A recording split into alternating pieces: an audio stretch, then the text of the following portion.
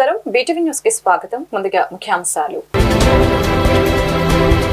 విభజన హామీలపై సిద్ధం కానున్న తెలుగు ఉభయ రాష్ట్రాల ముఖ్యమంత్రుల సమావేశం. హైదరాబాద్లోని మహాత్మా జ్యోతిరావు పూలే భవన్లో ఇరు రాష్ట్రాల ముఖ్యమంత్రులు చంద్రబాబు నాయుడు, రేవంత్ రెడ్డి సమావేశం అవనున్న వైనం.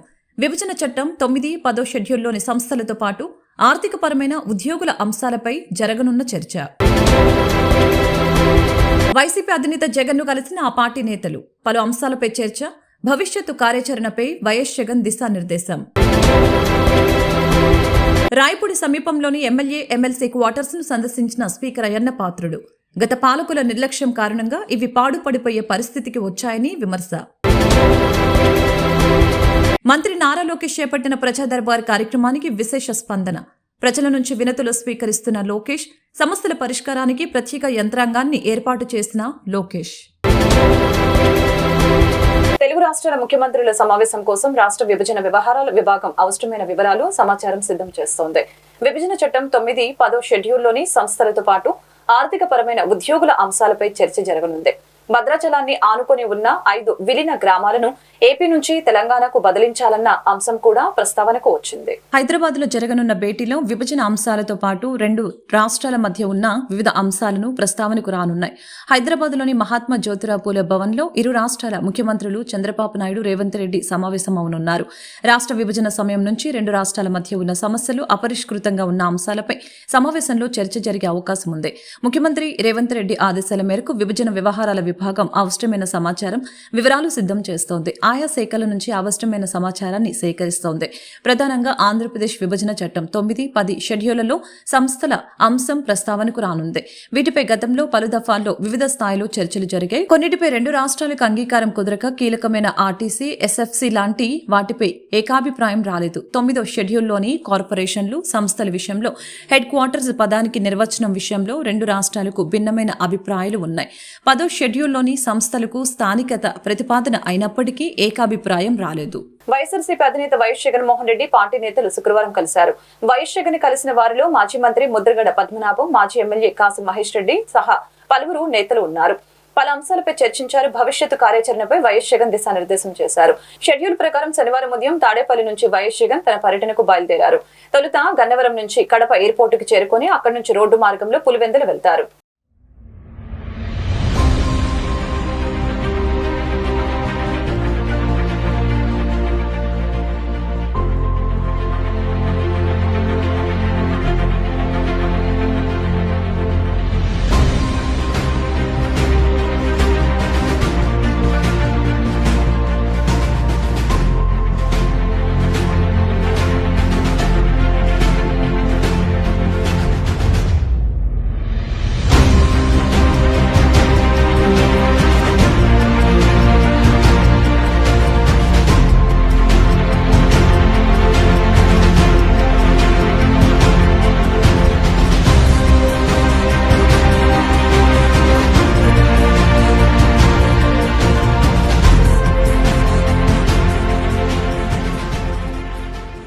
ఢిల్లీలోనూ, హైదరాబాద్ లో కూడా శాసనసభ్యులకు, ఎంపీలకు ఇలాంటి ఫెసిలిటీ లేదని స్పీకర్ అయ్యన్న పాత్రుడు తెలిపారు.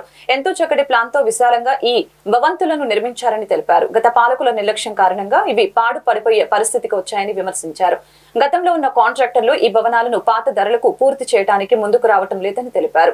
పెరిగిన ధరల నేపథ్యంలో ఈ భవనాలను పూర్తి చేయడానికి మరో 300 కోట్లు అదనంగా ఖర్చవుతుందని చెబుతున్నారు. రాజధాని అమరావతి పర్యటనలో స్పీకర్ అయ్యన్న పాత్రుడు కీలక వ్యాఖ్యలు చేశారు. రాయపూడి సమీపంలోని ఎమ్మెల్యే, ఎమ్మెల్సీ క్వార్టర్స్ ను స్పీకర్ సందర్శించారు. సిఆర్డీఏ అధికారులను అడిగి వివరాలు తెలుసుకున్నారు. ఎమ్మెల్యేల కోసం తెలుగుదేశం హయాంలో నిర్మించిన 12 టవర్లు, 288 స్టార్ల వివరాలను స్పీకర్ అడిగి తెలుసుకున్నారు.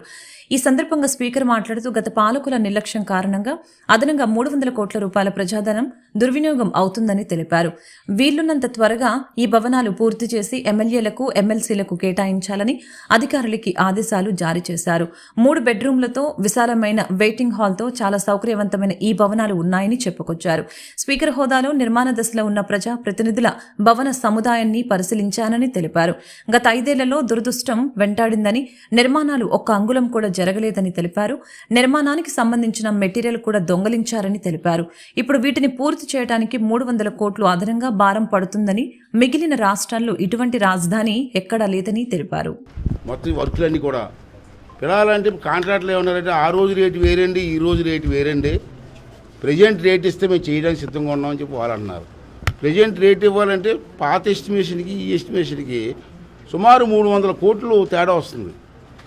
సరే ఎంత తేడా వచ్చినా తప్పదనుకోండి, కానీ నిర్లక్ష్యం వల్ల, ఒక నాయకుడి తాలూకు నిర్లక్ష్యం వల్ల ప్రజల తాలూకు డబ్బు 300 కోట్లు అనవసరంగా వేస్ట్ అయిపోయింది ఇటువంటి క్లిష్ట సమయంలో. ఏదేమైనా నేనేమనుకున్నానంటే, ముందు ఎమ్మెల్యేస్కి మంత్రులు వేరనుకోండి, మంత్రులు సెక్షన్ వేరే చూస్తున్నారు, జడ్జి సెక్షన్ వేరే చూస్తున్నారు. యాజ్ ఏ స్పీకర్గా వీళ్ళకి అకామిడేషన్ కల్పించే బాధ్యత నాకు ఉంది కాబట్టి నేను ఇప్పుడే కమిషనర్ గారితో దానికి సంబంధించిన అధికారులందరితో కూడా అసెంబ్లీలో మీటింగ్ పెట్టే మీకు కూడా తెలుసు. మేము అంతగా నిర్ణయం తీసుకొని దీనికి ఎంత బడ్జెట్ అవుతుంది ఎక్స్ట్రా, అలాగే ముఖ్యమంత్రి గారి దృష్టి తీసుకెళ్ళి ఫైనాన్స్ డిపార్ట్మెంట్ తీసుకొచ్చి ఆ డబ్బుని రిలీజ్ చేసి త్వరతగతిని ఈ బిల్డింగ్స్ పూర్తి చేయాలని చెప్పి ఒక లక్ష్యానికి వచ్చాం మేము. అయితే ఎంత టైం త్వరతగతిని అంటే సంవత్సరం అవసరం, అదిగా నాకు కావాల్సింది 6 నెలల, 7 నెలల, 8 నెలల, 9 నెలల. లాస్ట్ వాళ్ళకి ఇచ్చిన ఛాన్స్ అవకాశం ఏంటంటే 9 నెలలు. విత్ ఇన్ 9 monthsలో ఈ బిల్డింగ్ అన్నీ కూడా పూర్తి చేసి ఎమ్మెల్యే ఎమ్మెల్సీ బిల్డింగ్ పూర్తి చేసి ఎమ్మెల్యేలకి ఎమ్మెల్సీలకి. ప్రజా సమస్యల పరిష్కారం దిశగా మంత్రి నారా లోకేష్ అడుగులు వేస్తున్నారు. ఉండవల్లిలోని తన నివాసంలో ప్రజా దర్బార్ ఏర్పాటు చేసి ప్రజల వద్ద నుంచి వినతులు స్వీకరిస్తున్నారు. వాటి పరిష్కారానికి ప్రత్యేకంగా వ్యవస్థను ఏర్పాటు చేయడం విశేషం.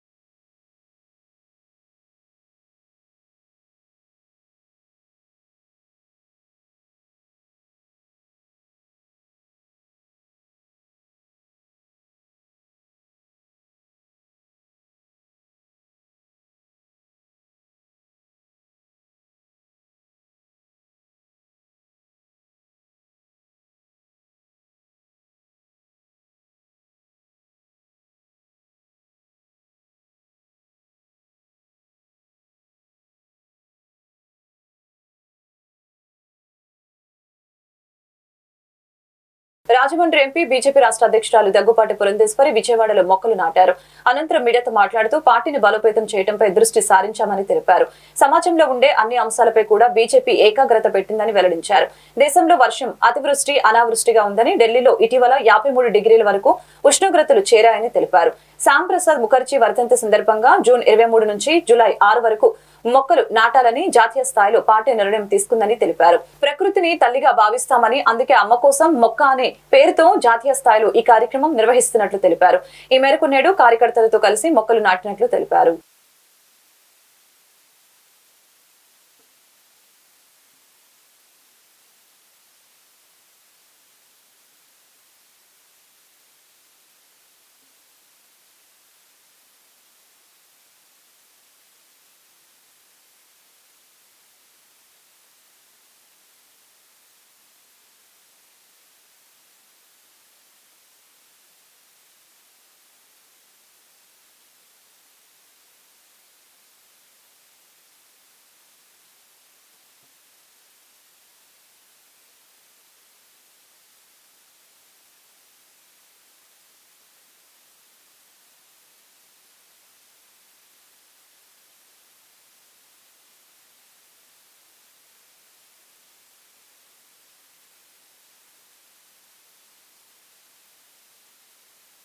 రాష్ట్రంలో కూడా ప్రజలు భారతీయ జనతా పార్టీకి అదేవిధంగా ఎన్డీఏ కూటమికి అందించడం జరిగింది.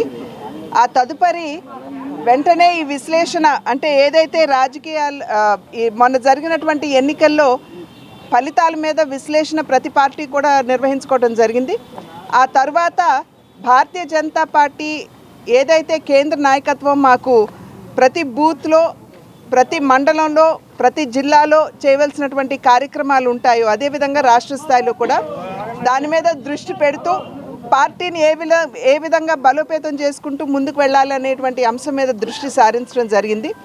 అయితే రాజకీయ పార్టీ యొక్క బాధ్యత వారి యొక్క పని కేవలం రాజకీయాలతో ముడిపడినటువంటి అంశాలు మాత్రమే కాకుండా సమాజంలో ఉన్నటువంటి అంశాల పట్ల కూడా మనం సున్నితంగా ఆలోచించాలి అనేటువంటి భావనతో భారతీయ జనతా పార్టీ ఎప్పుడూ కూడా ముందుకు వెళ్తుంది.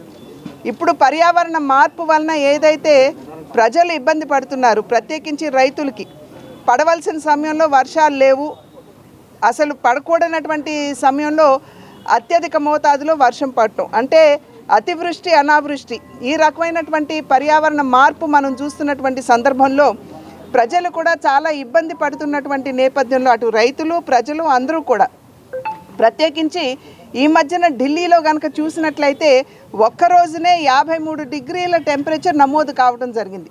కనుక ఇటువంటి అంశాల మీద దృష్టి పెడుతూ సున్నితంగా ఆలోచిస్తూ పర్యావరణ పరిరక్షణ కూడా రాజకీయాల్లో రాజకీయ పార్టీలు తమ బాధ్యతగా గుర్తించి ఆ దిశగా ముందుకు వెళ్ళాలి అని చెప్పి భారతీయ జనతా పార్టీ తీసుకున్నటువంటి నిర్ణయం ప్రతి కార్యకర్త కూడా ఒక మొక్క నాటాలి. సీట్ బెల్ట్, హెల్మెట్ క్రమంగా ట్రాఫిక్ సిగ్నల్స్ ని పాటించాలని ప్రతి ఒక్కరూ విధిగా ట్రాఫిక్ రూల్స్ పాటించి సుగమ్యంగా ఇంటికి చేరాలని Vijayawada commissionerate traffic circle inspector Satya Ramesh వాహనదారులకు సూచించారు. ట్రాఫిక్ డీసీపీ ఆదేశాలతో విజయవాడ నగరంలో విజయవాడ పీడబ్ల్యూడీ గ్రౌండ్స్ వద్ద ట్రాఫిక్ రూల్స్ ఫర్ అవేర్నెస్ అనే కార్యక్రమాన్ని Vijayawada commissionerate traffic circle inspector Satya Ramesh నిర్వహించారు. ఈ కార్యక్రమంలో ట్రాఫిక్ రూల్స్ సరిగ్గా పాటించకపోవడం వలన వాటిల్లే నష్టాలను వాహనదారులకు వివరించారు. అనంతరం ఆయన మాట్లాడారు. ట్రాఫిక్ సిగ్నల్స్ పట్ల అవగాహన, ట్రాఫిక్ పట్ల సెన్స్ ప్రతి ఒక్కరు కలిగి ఉండాలని వివరించారు. ఈ కార్యక్రమంలో ప్రతి ఒక్క వాహనదారునికి పుష్పగుచ్చం ఇచ్చి ట్రాఫిక్ రూల్స్ వివరించడం ప్రత్యేక ఆకర్షణగా నిలిచింది.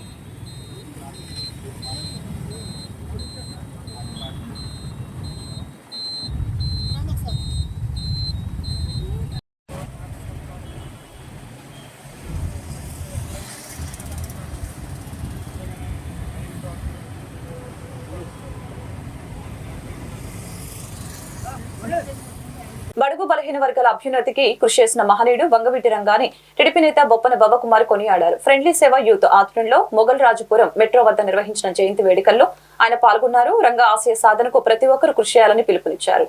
ఫ్రెండ్లీ సేవ యూత్ ఆధ్వర్యంలో మొగల్రాజుపురం నిమ్మతోట సెంటర్ వద్ద దివంగత నేత వంగవీటి మోహన్ రంగా జయంతి వేడుకల్ని ఘనంగా నిర్వహించారు. ఈ వేడుకలలో టీడీపీ నేత బొప్పన బాబకుమార్ ముఖ్య అతిథిగా హాజరై ఈ సందర్భంగా ఏర్పాటు చేసిన భారీ కేకును కట్ చేసి అభిమానులకి తినిపించారు. వంగవీటి మోహన్ రంగా పేదల గుండెల్లో చిరస్థాయిగా నిలిచిపోతారని తెలియజేశారు. ఆయన బడుగు బలహీన వర్గాల అభ్యున్నతి కోసం ఎంతో కృషి చేశారని తెలిపారు.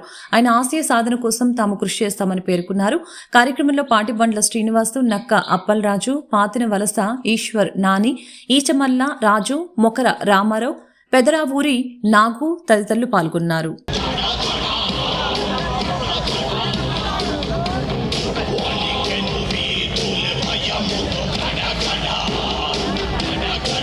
ఏడవ జయంతి ఉత్సవాలు వంగవీటి మోహన్ రంగా గారు వంగవీటి మోహన్ రంగా గారి జయంతోత్సవాలు మెట్రో సెంటర్లో పాటిపండ్ల శ్రీను గారు, అబ్బరపతి రాము గారు, మొత్తం నాయకులందరూ, ఇక్కడ ఉన్న మన నాయకులందరూ, కూటమి నాయకులందరూ కూడా ఈ కార్యక్రమాన్ని చేసుకోవటం.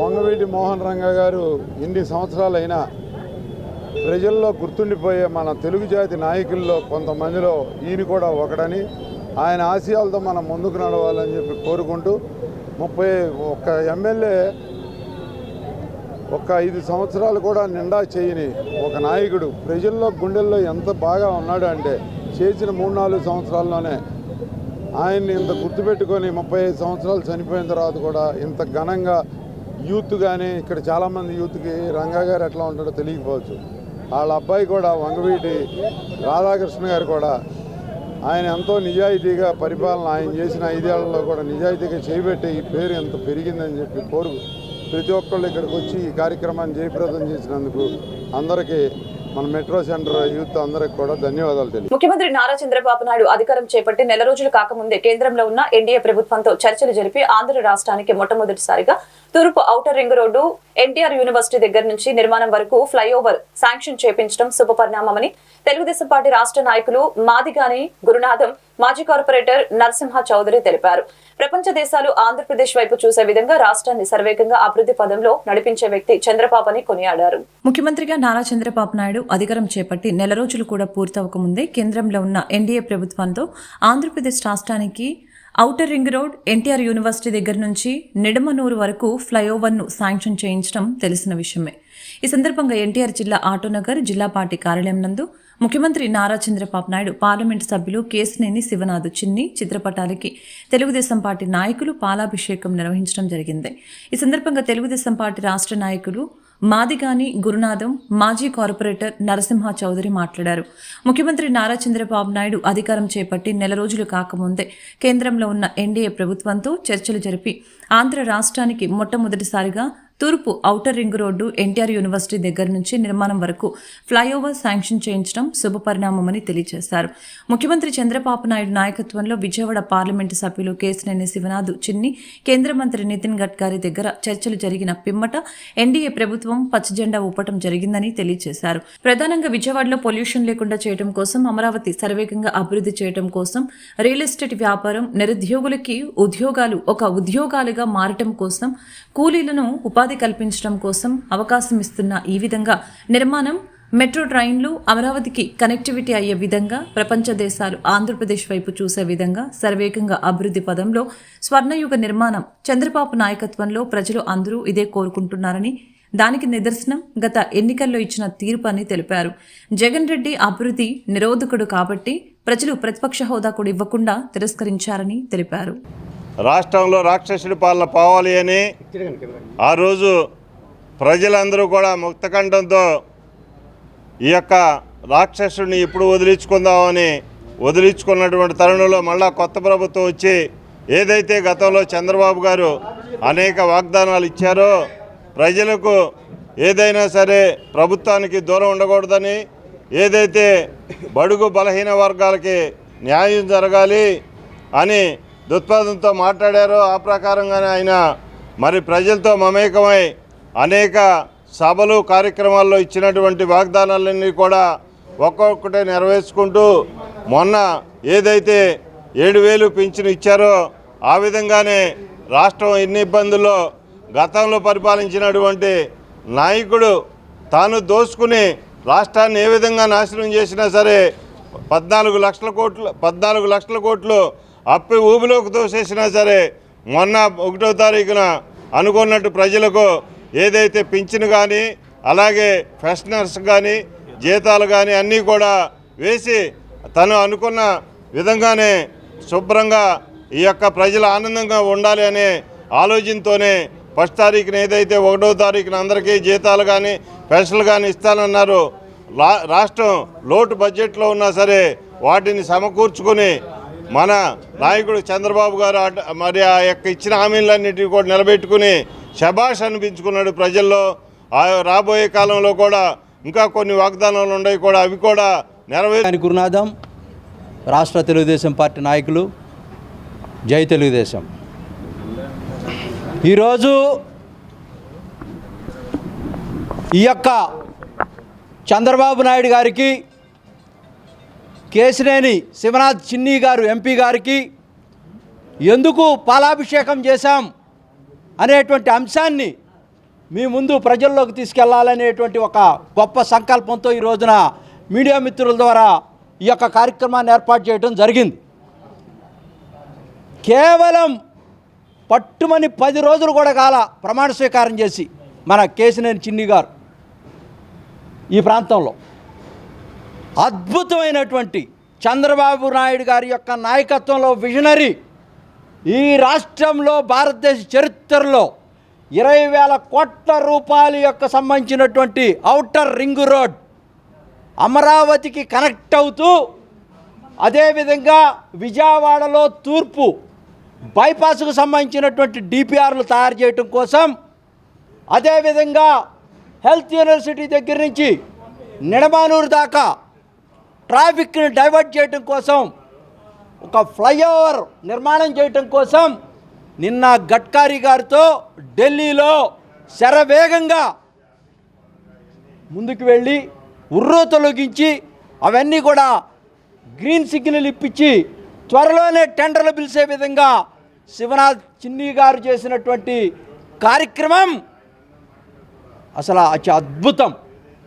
ఈ యొక్క పార్లమెంట్ సభ్యుడిగా, విద్యావంతుడిగా, నరసింహ చౌదరి ఎక్స్ కార్పొరేటర్ని. సో ఇవాళ దీంట్లో ప్రత్యేకంగా ఆంధ్ర ప్రజలు ఎంత తెలివైన వారో వాళ్ళ డెసిషన్ ఏంటో తేలిపోయింది. ఎందుకంటే ఇప్పుడున్న అధ్వాన్న పొజిషన్లో జగన్మోహన్ రెడ్డి గారు చేసిన దుర్మార్గపు పనుల మూలంగా ఎంత అప్పుల్లో ఉందో అందరికీ తెలిసిందే. ఇన్ని లక్షల కోట్ల నుంచి బయటికి రావాలంటే కేవలం చంద్రబాబు గారు రావాలని అతి తెలివైన డెసిషన్ తీసుకుని ఇవాళ సంక్షేమంతో పాటు అభివృద్ధి కూడా చేయగల కెపాసిటీ ఒక చంద్రబాబు గారికే ఉందని నిరూపించిన దానికి, అలాగే విజయవాడ పార్లమెంట్ సభ్యులు కేశినేని చిన్ని గారు గత నెలలో 24న ఆయన ప్రమాణ స్వీకారం చేశారు. పట్టుమని 10 రోజుల్లో కరెక్ట్గా ఇవాళ 5వ తారీఖు నిన్నే జరిగిన ఈ మీటింగులు 10 రోజుల్లో చంద్రబాబు గారి నాయకత్వంలో ఔటర్ రింగ్ రోడ్ దాని మూలంగా విజయవాడ పొల్యూషన్ కానీ ట్రాఫిక్ కానీ తగ్గిద్దామన్న ముందు చూపుతో, అలాగే గురునాథం గారు చెప్పారు పలు కార్యక్రమాలు ఇవన్నీ ముందుకు తీసుకెళ్తున్నారు. ప్రత్యేకంగా చంద్రబాబు గారికి అట్లా కేశినేని చిన్ని గారికి ధన్యవాదాలు తెలియజేస్తూ, ప్రజల అభీష్టం ప్రకారం ఆంధ్రప్రదేశ్ ప్రజలకు ఈ సంక్షేమం చేస్తూనే అభివృద్ధిని చేస్తూ వాళ్ళ పిల్లలకి ఫ్యూచర్ తీసుకొస్తారని నమ్ముతూ సెలవు తీసుకు. విజయవాడ రూరల్ నున్న గ్రామంలో అత్త ఇంటి ముందు ఓ నిండు గర్భిణి శుక్రవారం నిరసన చేపట్టింది. తన భర్త కనిపించకుండా పోవడంతో కోడల్ని అత్త మామలు ఇంటి నుంచి గెంటేశారని చెప్పింది. పోలీసులను ఆశ్రయించినా తనకు న్యాయం జరగట్లేదని ఆవేదన వ్యక్తం చేసింది. 4 రోజులుగా నిరసన వ్యక్తం చేస్తున్నా ఎవరూ తనను పట్టించుకోవటం లేదని ఆ గర్భిణి వాపోయింది.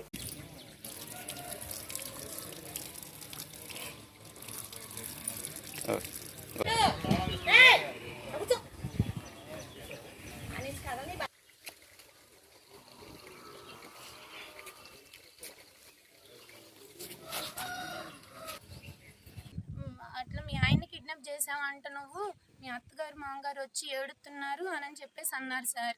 నేను కిడ్నాప్ చేయటం ఏంది సార్, నేనేం చేయటం ఏంది సార్, సెటిల్మెంట్ మాట్లాడి పంపించేశారు. ఫస్ట్ నేను ఎవరు ఏంటని అడగల. ఆయన అలా అనేసరికి నేను హాస్పిటల్లో ఉన్నా, నాకు భయం వేసింది.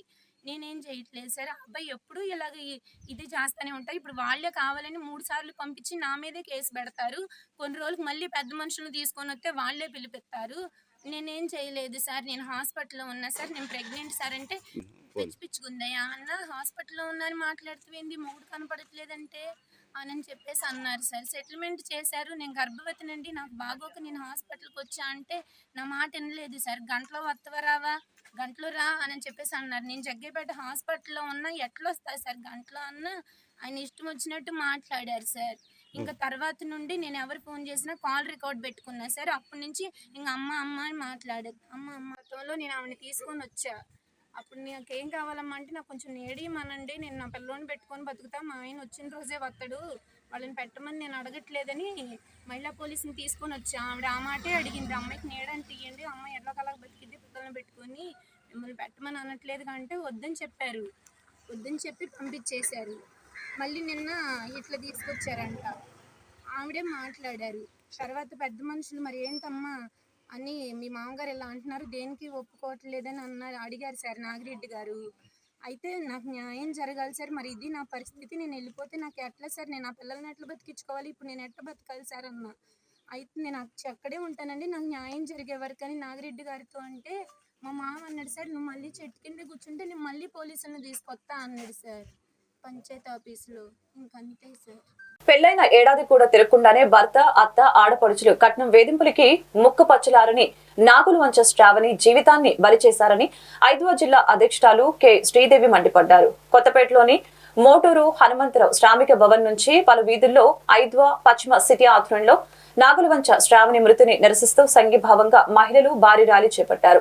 ఈ సందర్భంగా శ్రీదేవి మాట్లాడారు. మహిళలపై అత్యాచారాలు, హత్యలు, దాడులు అరికట్టే విధంగా కఠినమైన శిక్షలు అమలు చేయాలని డిమాండ్ చేశారు. ఈ కార్యక్రమంలో ఐద్వా నాయకులు గాది ఆదిలక్ష్మి, వెంకట లక్ష్మి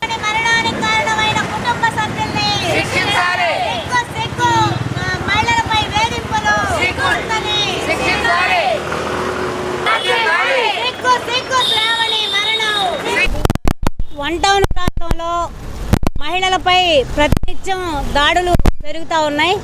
ఈ వారం రోజుల్లోనే 2 ఘటనలు జరిగాయి. ఒకటి శ్రావణి హైదరాబాద్లో 4 రోజుల క్రితం భర్త వేధింపులు తట్టుకోలేక ఆత్మహత్య చేసుకున్నటువంటి పరిస్థితి. అంతకు ముందు కృష్ణలంకలో ఫోన్ ద్వారా పరిచయమైనటువంటి వ్యక్తి ప్రేమిస్తున్నానంటూ వెంటబడి ప్రేమించడం వద్దు అని చెప్పినటువంటి కత్తితో నరికి దాడి చేసినటువంటి సంఘటన దుర్మార్గం. ఇటువంటి సంఘటనలు ఈ కాలంలో గణనీయంగా పెరుగుతూ ఉన్నాయి. ఆడపిల్లలకి ఇంట బయట భద్రత లేనటువంటి వాతావరణం పెరుగుతూ ఉంది. ఇటువంటి వాతావరణానికి మద్యం కానీ, గంజాయి కానీ, మాదక ద్రవ్యాలు కానీ కలుషితం చేస్తూ ఉన్నాయి. వీటి ఆగడాలను పరి ఇవాళ అనేక మంది మహిళలు బిక్కుబిక్కుమంటూ బతకాల్సినటువంటి పరిస్థితులు వచ్చినాయి. ఇప్పటికైనా ఇటువంటి వాటిని నియంత్రించాలని చెప్పేసి ఐద్వాగా డిమాండ్ చేస్తూ ఉన్నాం.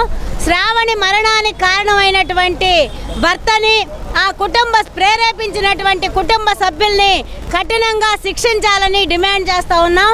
కృష్ణలంకలో తండ్రిని హత్య చేసినటువంటి దుండగుణ్ణి వెంటనే కఠినంగా శిక్షించాలి.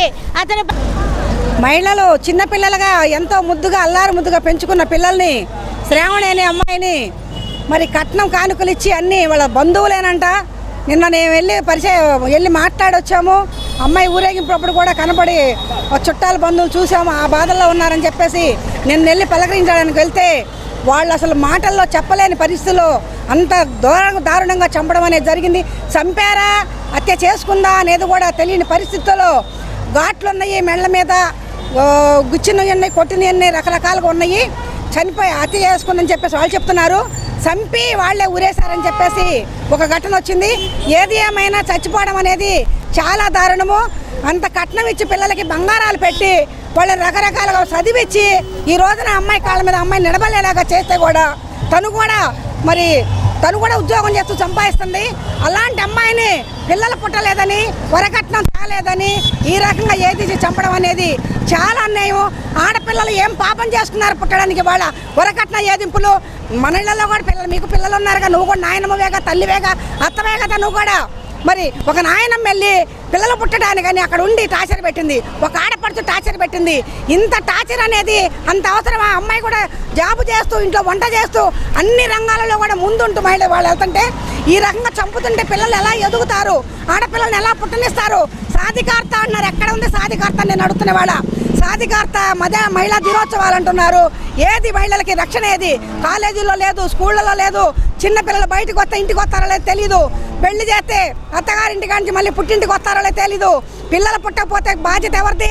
చూపించుకోవాలి. భార్యాభర్తలు ఇద్దరు పిల్లలు పుట్టేలా ప్రయత్నం చేయాలి తప్ప ఈ రకంగా చంపడం చాలా అన్యాయం. పశ్చిమ నగరంలో ఉన్నటువంటి శ్రావణి అనే మరి నవవధువు పెళ్ళయి 6 నెలలు కూడా ఇంకా పూర్తి కాని పరిస్థితుల్లో వరకట్న దాహానికి బలైపోయింది. మరి భారీగా కట్న కానుకలు ఇచ్చినా కానీ అత్తింటి వారు వేధింపులు, భర్త శాడిజంతో మరి మరణించినటువంటి పరిస్థితి. ఈ మరణానికి కారణాలను వెలికితీయాలి. ఈ మరణానికి బాధ్యులైన వారందరి మీద కఠినంగా శిక్షించాలని మేము డిమాండ్ చేస్తున్నాం.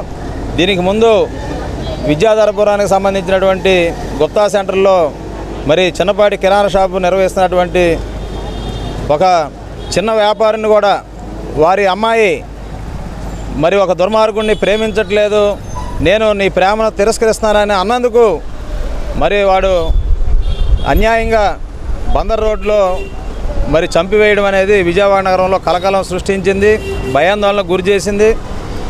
ఆడపిల్లల కన్నా తల్లిదండ్రుల పరిస్థితి ఏమవుతుంది, ఆడపిల్లల పరిస్థితులు ఏమవుతాయి అనేది ఈరోజు విజయవాడ నగరంలో పాటుగా రాష్ట్రంలో అనేక చోట్ల ఆందోళన చెందుతున్న పరిస్థితి. ఈ మహిళల మీద జరుగుతున్నటువంటి అత్యాచారాలు, హత్యలు, హింస. నమ్మిన సిద్ధాంతం కోసం, గిరిజనుల హక్కుల కోసం ప్రాణత్యాగం చేసిన పోరాట యోధుడు అల్లూరి సీతారామరాజుని రాష్ట్ర జలవనరుల శాఖ మంత్రి నిమ్మల రామానాయుడు పేర్కొన్నారు. వలసవాదుల ప్రబంధ హస్తాల నుంచి దేశాన్ని కాపాడేందుకు రవి అస్తమించిన బ్రిటిష్ సామ్రాజ్యాన్ని గడగడలాడించిన అల్లూరి సీతారామరాజు వంటి స్వాతంత్ర సమరయోధుల జీవితాలను నేటి తరం ఆదర్శంగా తీసుకోవాలని సూచించారు.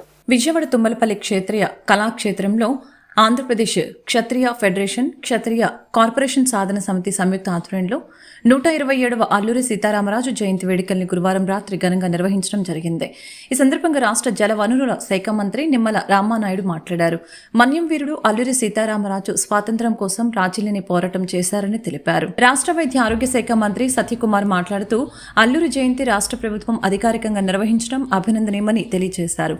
అల్లూరి సీతారామరాజు చరిత్రను భావితరాలకు తెలియజేయడంలో ప్రభుత్వాలు తగినంత శ్రద్ధ చూపలేదని తెలియజేశారు.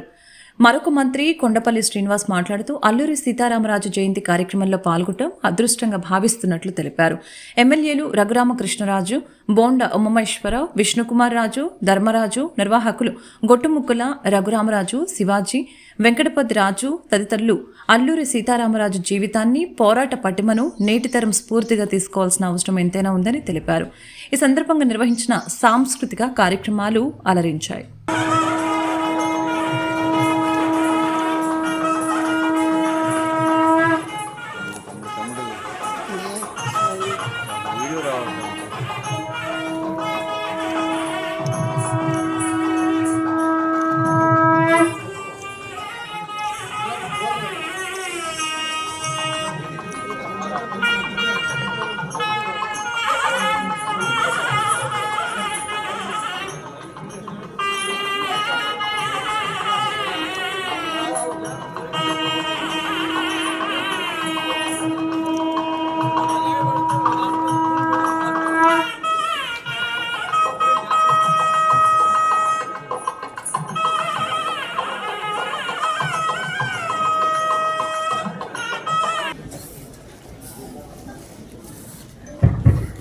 ఈరోజు అల్లూరి సీతారామరాజు గారి 127వ జయంతోత్సవ కార్యక్రమాన్ని ఇంత ఘనంగా నిర్వహిస్తున్నటువంటి మన క్షత్రియ పరిషత్ బొత్తరాజు శివాజీరాజు గారికి, అదేవిధంగా రఘురామరాజు గారికి, ఈ యొక్క కార్యక్రమానికి ముఖ్య అతిథులుగా విచ్చేసినటువంటి మన ఆరోగ్య శాఖ మంత్రివర్యులు సత్యకుమార్ గారికి, అదేవిధంగా మరొక మంత్రివర్యులు కొండపల్లి శ్రీనివాస్ గారికి, ఈ కార్యక్రమంలో ఇప్పటివరకు ముఖ్య అతిథిగా ఉండి వెళ్ళినటువంటి మా త్రిపులార్ రఘురామకృష్ణరాజు గారికి, అదేవిధంగా మన విష్ణుకుమార్ రాజు గారికి, మన ఘాట్ల సుబ్బరాజు గారికి, ధర్మరాజు గారికి, బొడ్డ ఉమ్మ గారికి, ఇంకా వేదికను అలంకరించినటువంటి పెద్దలకు, ఇక్కడికి విచ్చేసినటువంటి ఈ యొక్క క్షత్రియ పెద్దలకు, ఇక్కడికి విచ్చేసినటువంటి సోదర సోదరీమణులకు అందరికీ కూడా ముందుగా నా హృదయపూర్వకమైనటువంటి నమస్కారాలు. మీ అందరికీ కూడా. వార్త ముగించే ముందు ముఖ్యాంశాలు మరొకసారి. విభజన హామీలపై సిద్ధం కానున్న తెలుగు ఉభయ రాష్ట్రాల ముఖ్యమంత్రుల సమావేశం. హైదరాబాద్లోని మహాత్మా జ్యోతిరావు పూలే భవన్లో ఇరు రాష్ట్రాల ముఖ్యమంత్రులు చంద్రబాబు నాయుడు, రేవంత్ రెడ్డి సమావేశం అవనున్న వైనం. విభజన చట్టం 9, 10 షెడ్యూల్లోని సంస్థలతో పాటు ఆర్థికపరమైన ఉద్యోగుల అంశాలపై జరగనున్న చర్చ. వైసీపీ అధినేత జగన్ను కలిసిన ఆ పార్టీ నేతలు. పలు అంశాలపై చర్చ. భవిష్యత్తు కార్యాచరణపై వైఎస్ జగన్ దిశానిర్దేశం. రాయపూడి సమీపంలోని ఎమ్మెల్యే, ఎమ్మెల్సీ క్వార్టర్స్ ను సందర్శించిన స్పీకర్ అయ్యన్న పాత్రుడు. గత పాలకుల నిర్లక్ష్యం కారణంగా ఇవి పాడుపడిపోయే పరిస్థితికి వచ్చాయని విమర్శ. మంత్రి నారా లోకేష్ చేపట్టిన ప్రజా దర్బార్ కార్యక్రమానికి విశేష స్పందన. ప్రజల నుంచి వినతులు స్వీకరిస్తున్న లోకేష్, సమస్యల పరిష్కారానికి ప్రత్యేక యంత్రాంగాన్ని ఏర్పాటు చేసిన లోకేష్. ఈ వార్తలు ఇంతటితో సమాప్తం. మరొక బులెటిన్ మళ్ళీ కలుద్దాం. నమస్కారం.